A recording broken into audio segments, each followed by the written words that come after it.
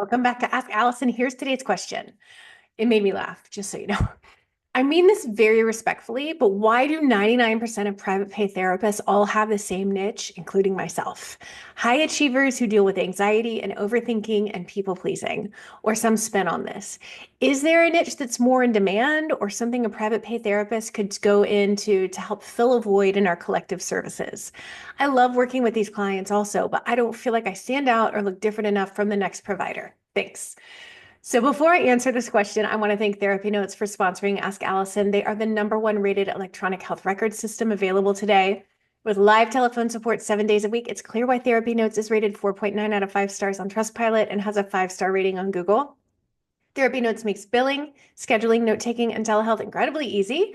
And for all you prescribers out there, they have ePrescribe. If you're coming from another EHR, Therapy Notes makes the transition incredibly easy, importing your demographic data free of charge so you can get going right away. Find out what more than 100,000 mental health professionals already know. Use promo code ABUNDANT at therapynotes.com for 2 free months.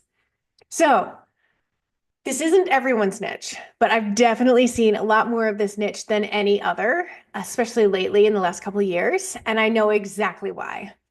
It's because our niches are almost always a version of ourselves.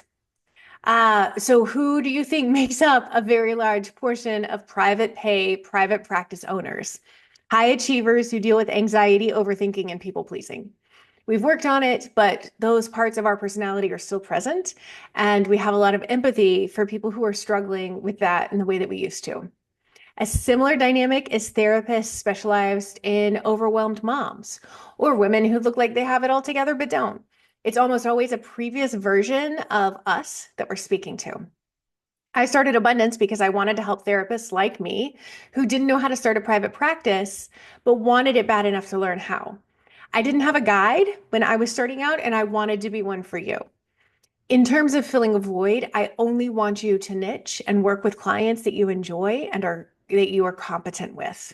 There are tons of underserved niches, but this is what you're going to be spending all day doing. I want it to be what you want it to be. Now, you're not standing out or looking different enough if you aren't marketing well. So describe your ideal client's daily lived experiences with absolute precision. You're going to have a different ideal client within this niche than the therapist down the hall.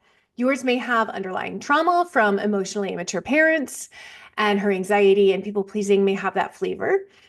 Your neighbor's ideal client may be pushing so hard to prove her worth to herself because she was bullied mercilessly in middle school.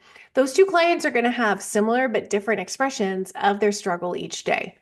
You and that other therapist are going to have different ways that you show up. So maybe you cuss in session and your neighbor is more blank slate. Maybe you're an EMDR devotee and she does CBT. There are so many ways that you view and work with the same exact niche differently from each other. Neither's right or wrong, but better fits for different clients. And luckily, almost every woman I know is anxious and people pleasing. So there are plenty of clients to go around. These niches that sound really specific, but actually include like a third of the adults in the world are pretty magical. People feel really seen and known by your marketing, partly because they feel really alone with their struggle. They don't typically share how bad it is with the people in their lives, so they're missing out on the whole Me Too experience, not that Me Too experience, but the Me Too experience that tends to happen if you open up to other people struggling with the same exact thing. When you are formed by a culture that asks you to do too much for others, as soon as you're born, you are not alone in your anxiety and overwhelm. We're all in the soup together. So today's free worksheet is the ideal client exercise to help you get deep into the specifics of your ideal client, which is different from your niche. Your niche is broader. Your ideal client is one person within that niche. DM me the word sheets and I will send that link to you along with all the other free worksheets. I hope this helps. If you have a question for Ask Allison, hit the link in my bio. I would be happy to answer them. Take care.